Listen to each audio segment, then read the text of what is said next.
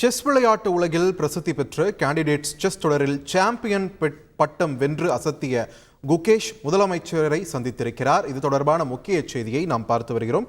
தொடர்ந்து கூடுதல் விவரங்களை வழங்குவதற்காக இணைகிறார் எமது செய்தியாளர் பாஸ்கர். பாஸ்கர், வணக்கம். முதலமைச்சருடனான குகேஷின் இந்த சந்திப்பு குறித்த முழுமையான விவரத்தை பதிவு பண்ணுங்க. 17 வயதான சென்னையை சேர்ந்த இந்திய கிராண்ட் மாஸ்டர் குகேஷ் கனடாவில் டொரண்டோ நகரில் சமீபத்தில் முடிவடைந்த செஸ் தொடரில் சாம்பியன் பட்டம் வென்றிருந்தார்.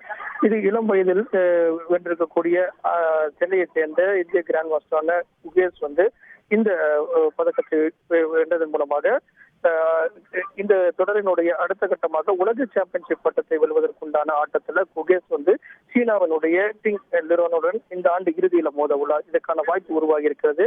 இந்த நிலையில தமிழக முதலமைச்சர் மு.க. ஸ்டாலினை முகாம் அலுவலகத்துல குகேஷ் அவர்கள் சந்தித்தார். இந்த சந்திப்பினுடைய நோக்கம் என்பதால் சந்தித்து தமிழக முதலமைச்சரும் வாழ்த்து பெற்றார். இந்த சென்னையை சேர்ந்த தமிழகத்தைச் சேர்ந்த வீரர் சர்வதேச உடைய பதக்கம் வென்றிருப்பதன் மூலமாக இறுதிப் போட்டியிலும் வெல்வதற்குண்டான வாய்ப்பும் பெறப்பட்டிருக்கிறது. சீனாவினுடைய வீரரை எதிர்கொள்கிறார்.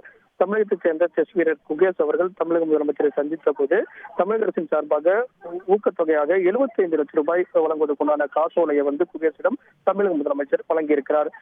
தமிழகத்தினுடைய விளையாட்டுத்துறை அமைச்சரான உதயநிதி ஸ்டாலினும் உடனிருக்க, உயர் அதிகாரிகளும் உடனிருக்க தமிழக முதலமைச்சர் மு.க. ஸ்டாலின் குகேஷ் 75 லட்சம் ரூபாய்க்கான காசோலையும் முகாம் அலுவலகத்தில் வழங்கியிருக்கிறார். வாழ்த்தும் பெற்றிருக்கிறார் குகேஷ் அவர்கள். நன்றி பாஸ்கர், உங்கள் விரிவான தகவல்களுக்கு.